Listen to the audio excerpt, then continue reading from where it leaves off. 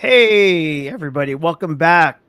Welcome, Abhijit. Welcome to Comerit's What's Up Enterprise podcast, where we explore the latest technology trends across industries with the leading experts from around the globe.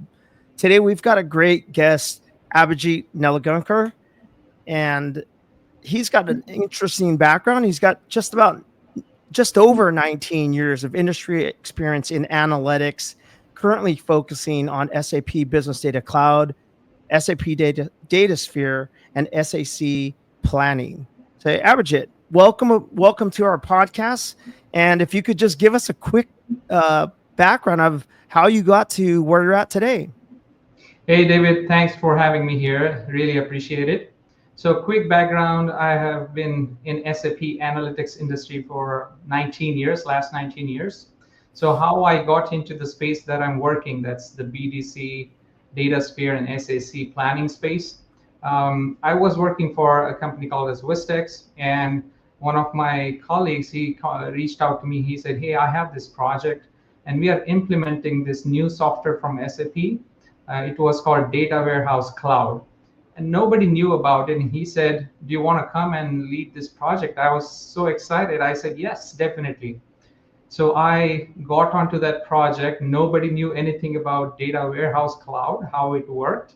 But that's how I got into that project. I led that project, and it was a successful implementation. So we went totally greenfield, but it was an amazing experience. So that's how I got into this space really early. Yeah. That's fantastic. That's something you and I have in common. We were one of the early implementation partners on Yeah. DWC, which, as you mentioned, is now Datasphere. So that's great. Now, I appreciate you sharing that background with me. You know, Abhijit, there's a lot of interesting things going on right now in our world. And I think a lot of them have to do with what's happening with artificial intelligence. If no matter what conversation I'm in, it always either starts with that or ends with artificial intelligence. So that makes it an interesting world for our programmers today, and people that do just regular work. You know, how will artificial intelligence impact us? Yet, I still see that many big organizations are holding back on moving forward with these AI augmentation projects. And we'll talk a little bit about why that might be. But with regards to how SAP sees this, can we start off? I've got some questions, and my goal in this podcast is really to just explore what we see going on, and I'd love to get your opinion on the stuff that I'm reading and I'm talking to experts about, but also get a real hands-on perspective of what you see. So, I'd like to start off with, what is the context and the motivation behind SAP creating BDC? Can we talk about that and Yeah, and sure. and how that differs from prior offerings? You and I have experienced them coming Yeah, out with many offerings, but yeah, let's talk definitely. about this for a minute. Yeah, definitely. So you brought a great point. AI is around us, and it's exciting. So it gets me excited because I have installed ChatGPT, a local version on my machine, and I try to learn what I can do with those models. So it's very exciting. And so is the enterprise world. The corporates are curious about it. There are initiatives from CIO, but like you said, they're holding back. They want to be cautious before they proceed. They want to make sure they're proceeding in a safer environment where their information doesn't get exposed. So there is caution plus curiosity. So this is very an interesting point here. So you asked about SAP's motivation, why SAP got into this area and why they are focusing on data now. So definitely SAP started with AI, as I believe that they started with AI initiatives, making AI available in their native S4HANA. But later, I think there was some realization that for better AI, you need to have what? Better data. Better data. You got it, right? That's what. So I think it's very automatic focus shift from SAP towards data, and now SAP has realized with this agentic AI and overall AI enablement, you need a solid foundation of your corporate data. So this is different than LLMs, right? Large language models, as you and me know, they are good for languages, but they don't have the corporate information. They don't have the understanding of your business data, and that needs to be embedded somehow. And that's when SAP has realized that they need to offer the data products that can be enabled by um, your AI. Yeah. Right. Yeah, definitely. So if we just do a quick historical walk down, right? Yeah. When I got started, this kind of dates me a little bit. When I got started, we focused tremendous amount of our time on the transactional system, the ERP Yeah. system of SAP. So there we were producing lots of data. Then about, I don't know, I would say maybe 6 or 7 years into my career, I Mhm. noticed this huge shift over to the data side of things. I think Oh, yeah. data was just it was there was so much data coming into the system that it was actually slowing down the transactional system. So we came up with this thing called we didn't come up, they came up with this thing called business warehouse, which it Yeah. did. I believe those who successfully implemented business warehouse did alleviate some of the pressure on the transaction system. Yeah. But as you mentioned, at the heart of these opportunities around artificial intelligence, you have to have those data elements, these different, most companies that have SAP, probably 60 to 80% of their data is SAP transactional data. But Yeah. they do have other applications, Salesforce, homegrown stuff, lots of different things. So, Right. you know, when we talk about how do we get to a data source, um, I've heard talk about this zero copy architecture, Yeah. and what does that mean, or how does that impact people? Why should they think about having a solution around zero data architecture? Which is, I think Yeah. I hear SAP talking about uh, Yeah. BDC's integration with Databricks. This is something I keep hearing regularly. Yeah, sure, definitely. So I'd like to add on that. So you're very right that we need to have corporates have been spending their time in extracting data, and 80% of time they are spending in extracting, transformation, cleaning from these different sources, and then only 20% of time they are spending in actual analysis. So SAP has this vision of turning that around and making it like 20% of data massaging and 80% of analysis. That'd be So awesome. yeah, that's a really interesting concept. Organizations need to focus on, like you talked about, getting data from multiple sources. So earlier they have been doing getting this data, pulling it out and giving it to the data science teams. So it created this multiple copies of this data, and the data got older and they were not like in sync with the source system. So that's why this zero copy concept came in. SAP has introduced. What it means is once you have your data in BDC, it gets copied. It doesn't get copied actually. It gets shared with other data science teams can use it. Other platforms can use it without having to copy it all over again. So that's the concept of zero copy, and I'm very excited about it. Yeah. So actually, you and I had an earlier conversation when we were discussing different topics to talk about here, Yeah. Sure. and something came up that is maybe new to some SAP folks, but not so new to companies that really focus on data. Right? There's this concept of data products, right? Sure.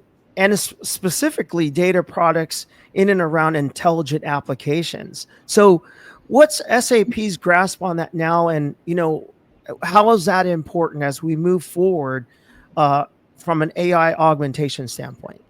Yeah, that's a great question. From AI, agentic AI perspective and AI augmentation perspective, you need to have data that's trustworthy and reliable. So earlier focus of SAP products, SAP was giving customers the platform they can build, but customers were still responsible for building the pipelines, getting the data in, and it could not be always 100% perfect. So what has changed now is SAP has got into this data product economy. So your SAP is going to be delivering data products which are actually curated and ready to use for your in terms of intelligent applications. Or also it can be used for other data science platforms, or it can be used for agentic AI. So the foundation has to be solid, trustworthy, and that's what data products do.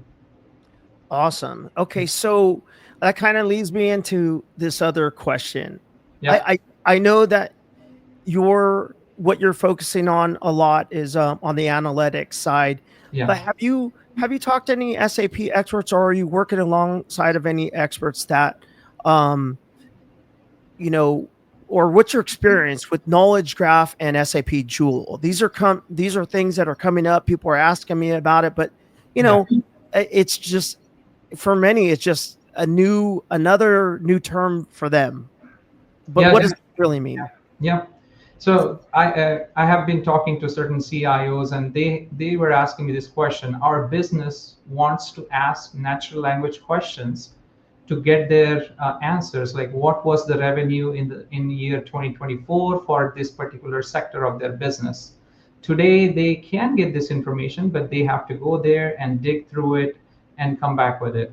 So what SAP's vision is, and it's actually a reality, within Joule, business can now enter those questions. So these questions are gonna get deciphered. So this question needs to get translated, and it needs to query your data. So that is happening through knowledge graphs. So if your data is in data warehouse cloud, business data cloud and Datasphere, knowledge graph automatically creates these relationship between these entities, and that's how it is accessible to AI. And AI here is nothing but Joule, who's going to talk to these knowledge graphs and get answers to your business question that the business asks. Right. So I remember when S4 came out, and what we were talking about was we were hyper focused on contextualized data, Yeah, right, to insight, to insight to action, right? This was the big thing. yeah. So, is this now Joule enabling a higher level of context awareness? I mean, is this where they have the advantage? Yeah, definitely. So it's everything. It's one single platform where you can um, actions to insights. You can look at the insights, and you can also trigger actions from the same platform. So underneath, it could be different technologies, but from a user standpoint, it's this one interface of Joule. So there was very interesting transformation that I heard about. So earlier we had SAP GUI. People would go put in these transactions. They had to remember all this transaction to get to a certain Yeah, information.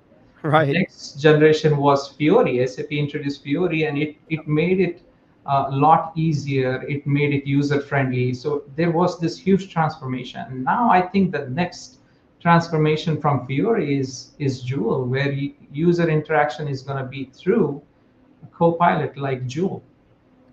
Yeah, I mean it's super fascinating. I think before I go further, I want to remind people how fortunate I am to have you on here as a speaker, because I know that you are a speaker for ASEG and for some other things. You've been doing a lot of speaking events. So again, I want to thank you for joining this podcast with me. There's so many things. I mean, we could probably talk for hours. So many things that I'd love to touch upon.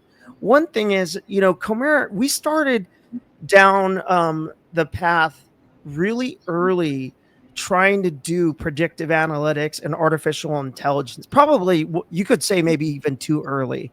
I think people um, were they weren't quite sure what was possible. Some of the we probably are implemented some of the earliest predictive analytics projects on HANA to date, and those didn't they worked, but it didn't take off like we thought they would. And then here we are today. I think this opportunity is so big, given the total amount of transactional and business data that SAP is sitting on. I think I heard you say that they are sitting on a gold mine Oh yeah. opportunity right now. And even though as advanced as we've become with artificial intelligence, we're Right. not even at the tip of the iceberg. We're just really getting started. And that's kind of the things that I'm excited about. But there are true reservations, right? As you talk to CIOs, as you talk to business leaders when you're out there speaking, what are they saying to you? Yeah, definitely. So they want to know more about using this data, how they can turn this data into the gold, right? They are sitting on the gold mine, as you rightly said it. That gets me really excited about how to use this data. You touched upon predictive analytics as well. So this data was sitting there, is still sitting there, but it hasn't been really used for using as a basis for predictions that easily. It is sometimes in BW sitting tied and locked. It's very hard to unleash that data, but these newer technology platforms, it's enabling the unleashment of those areas. So predictive, if I start talking predictive, I'll talk all day. It doesn't have to be always data science Right, predictive, right? So right. these tools are offering native predictive Sure. capabilities out of the box for business users, as well as all the way from business to all the way to the advanced data science users. You can use Databricks and all other platforms within SAP. So that's what really exciting is really exciting about unleashing the power of real data. So Yeah, I love this. And here's also stuff that I've been talking to potential clients about. yeah. There's a tremendous amount of startups and very smart AI engineers out there. They can do stuff that absolutely is mind-boggling. Just stuff that I've products that are readily available free to consumers. I've seen incredible things. Yeah. One thing, Abhijit, I don't know if you would agree with this, but one of the things that I say that makes Comerit different is that we came from the SAP background first. I think Mhm. we had a blackout with your camera. I'm not sure what happened. Actually, I think my power died. It's okay. Yeah, I can switch my camera. That's fine. Okay, we'll just hit a pause right here. Okay, I'll switch my camera. Yeah, Okay. my battery died. So yeah, Oh, got it. Hey, this camera is pretty nice too. yeah, Anyways, you know, what I was saying is that there are a lot of competitors out there and a lot of people vying for client business, and yeah. they come in with extraordinary AI talent. My caution to CIOs, executive teams, board members is that it is fantastic to have that skill set. It's even better if you have that skill set that came from the SAP background. What are your thoughts on that?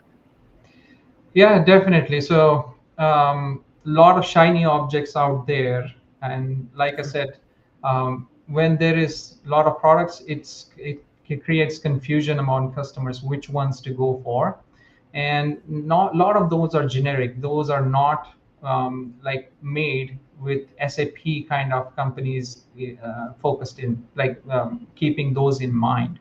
So those are generic products, and it's not the medicine that fits everybody.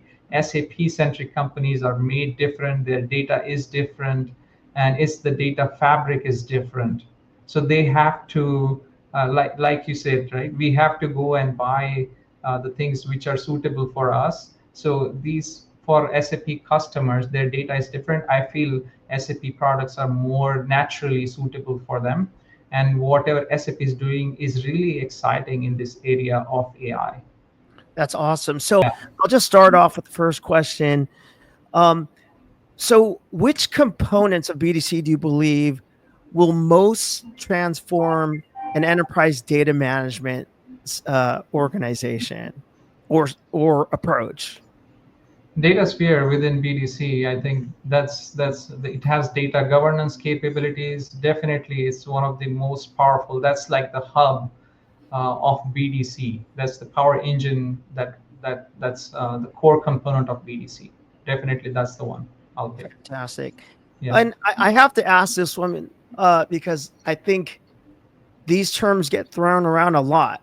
Um, whenever I hear some, I'll hear different people who are SAP experts or from SAP talk about, well, this solution, oh, it's BTP, not BDC, Yeah. BTP. So what's the difference between BDC and BTP? Yeah, so BTP is a platform, business technology platform that enables a lot of services. It's not just data, it's integration, it's everything that you can, it's app development, it's integration and also data. But BDC is dedicated for data. So that's the difference I would say that would differentiate what BTP and BDC is. Yeah. Okay. Yeah. Okay, that's good. It just, I grew up in SAP basically, and my whole life has been about learning acronyms, and that so we might as well get them out there. We can keep going if we want to. Yeah. So let me ask you, in what ways could data products and intelligent applications reshape the roles of what we consider data analysts or data scientists? Just from your perspective, what do you think you might see changes in their roles? Yeah, I think BDC is more empowering for business than so if you're referring to the analyst from the business side, it's going to give them out of the box reports and intelligent applications which they can rely on heavily because they are coming as a delivered as a trusted product. So definitely it turns their vision, their perspectives, working capital, for example, if you take one of that, your CFO is going to rely on that heavily for their financial statements. What So about? Oh, go yeah, ahead. go ahead. Yeah, No, what about your traditional data scientists? I remember early on, we were prepping data for data scientists, yeah. but now, with this potential, will their jobs get better? I mean, Oh what? yeah. Yeah, definitely. So, like I talked about the 80/20 thing, so it's about now more time being spent on analysis. The data science, especially, they're going to be very happy. Earlier, the teams had to pull this data out of SAP, put it in some kind of cloud solution like Azure, AWS, and it lost all that context. So they struggled because they are not SAP business people, Right, right. and they struggle to put this data together. So that's one thing. That's number one pain from data scientist perspective. And I Good. hear a lot. It like a lot of customers are telling me our data lakes are a mess, right? We Yeah, want it to be fixed. And what's the solution? We want to redo it. How would we redo it today? And the answer is like you use these trusted products, and then data scientists can use this with the context, with all the data fabric information, contextual information, relationships, hierarchies preserved. That's the key value and key benefit of using these curated data products. And again, zero copy, that's the thing we touch base upon. It's very interesting. Again, you don't have to move physically data over to run some algorithms, run some predictive libraries. It just sits there, and one click of a button, it gets shared to a data scientist. So, is it sufficient? Why wouldn't they be happy if they are getting the right. data readily available for them? Yeah, I mean, that's good. You make a great point, and I know data scientists have questions, because traditionally, like you said, they're not SAP experts, but they are data Yeah, experts. yeah, And yeah. if we could make it easier for them to get at and analyze data, that to me sounds like a win. So let's talk a little bit. I'm going to jump backwards in time a little bit. We talked about AI augmentation. How critical is this semantic layer in terms of knowledge graph and Joule? Like, and you talk a little bit more about those details. Yeah, knowledge graph and Joule. So the way I envision it is, or SAP has already showed it how it's going to work. So you have a purchasing organization, for example, and you want to negotiate better pricing with the vendor that you are working with. So in Joule, you would have the capability to input your telling the scenario to Joule, and Joule, the agent, the purchasing agent, will go back, fetch your data, come back and tell you, hey, this is what the prices are, and this is what the vendor. We have choice of a couple of vendors, so you have a better chance of negotiating prices, or shipping conditions. So the agent is like a colleague who's guiding this our employee who's working, our buyer, who's actually interacting with the vendor to do their job. So this is how it is changing how they interact with data, how they use this information to be more productive in every area. That's fantastic. Yeah, I just it's super exciting to see. Also, Abhijit, it is scary though. I have talked to people. I have really good friends that have worked for your big Fortune 500 companies for many years, and they're a little nervous because they have like 5-6 years left for retirement, and they're like, "Hey, am I being outsourced? Like some of this stuff, is it gonna take over what I currently do?" So I don't know. These Yeah. are all questions that I hear. Yeah. I'm gonna stick on a couple of more on some technical things. These are some basic things, but these organizations, what what should some of these companies that are considering adopting BDC in a multi-cloud environment, what should they consider? What are some of the specific things they should be considering? Considering, I think you have to look at this hyper wherever they are, hyperscaler perspective. So if they are a Azure shop, then they have to look at what data centers their data resides in. If they're an AWS shop, they have to look at where their data center and data is located at. So you want to be as close as to these data centers as possible. Whenever, whichever vendor you're going with, whichever data centers services you're buying, or whichever SaaS solutions you're buying, you have to make sure you have your data is within the same region. So in terms of that, Azure, you have if you're spinning up BDC, you have to make sure you wait for the instance that you can spin on the BDC instance on Azure. So let me ask you, okay, they pick an instance. Are there any risks or challenges customers should be aware of with BDC, considering BDC? Challenges, definitely. So SAP is going to deliver these data products, and we have seen first round we have seen like 40 plus data products being delivered. The challenge is there are going to be more data products. So what do you do in between that time, right? That's a good point. Yeah. Yeah. So the challenge for those customers: do I wait for a data product to become available, or should I use this existing framework that I have with Datasphere and CDS views? Should I go ahead with that and build something that my business needs tomorrow? So I think there is some challenges when it comes to BDC, since all the products are not available as of now, but they will come. There are going to be announcements. So stay tuned for TechAid and other events where Yeah, SAP is going to exactly. make more announcements on the data products. And but definitely, as you said, these challenges do exist. That's awesome. Well, Yeah. I've taken quite a bit of your time, Abji, and I do appreciate it. So, in these few minutes we have here, are there anything that I didn't cover? Any news? I always like to talk about news topics that came up, new partnerships that are forming, new products. Is there anything you'd like to share? There's a few that I'd love to get your thoughts on. Yeah, so in terms of SAP products itself, I my interest is in planning as well, SAC planning. So That's there's right. seamless planning coming up, so that's very exciting. And BDC has this BW offering where you can get your BW into BDC. That's another exciting area for me. So these are things that come to my mind right now.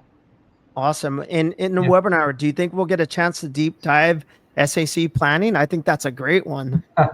Yeah, we will have to have a series of webinars to go over all these Yeah, topics, that's right? a great So idea. yeah, we have to stick to one topic. I think we have many, but we have to be wise to line those up, and I think we can keep on talking in all these exciting areas. Yeah, I guess I'd like to say to our audience, if you get to see this podcast, definitely shoot us a DM message to our LinkedIn profiles on things you'd like to see covered in our webinar series. And I agree with Abhijit that we probably there's a lot here coming out, and there's stuff that we haven't even shared yet. But I think absolutely demands a series level approach. And if you're interested in attending the webinar, please let us know. And also, if you're interested in actually doing a workshop with us, we do we do offer a workshop that you can get involved with.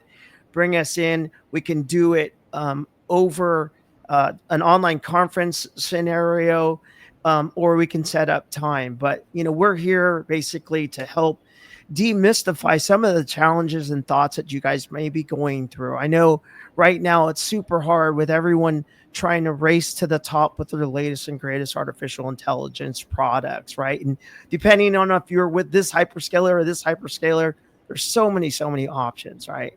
I Yeah, think definitely. we can hopefully, Abhijit, you agree with me on this one. Yeah, definitely. So I've been asked a lot about doing assessments for organizations with strategy and roadmap for them. So definitely, I'm getting busy with this webinar. Also, hoping to staying more busy with such kind of assessments and helping customers. I think that's what the passion is, right? My passion, Absolutely. that's what we share it. We love to help customers, Yeah. and we want to share our knowledge so they are in the right direction. Exactly. Abhijit, thank you so much for your time. I can't wait for our next one. Like I said, you guys, if you're interested, August 29th, it will be a Friday, probably afternoon. And please do DM us if you've got questions or would like to schedule a direct appointment with our team. All right, Abhijit. Thank you. Thank Hello. you for having me, David.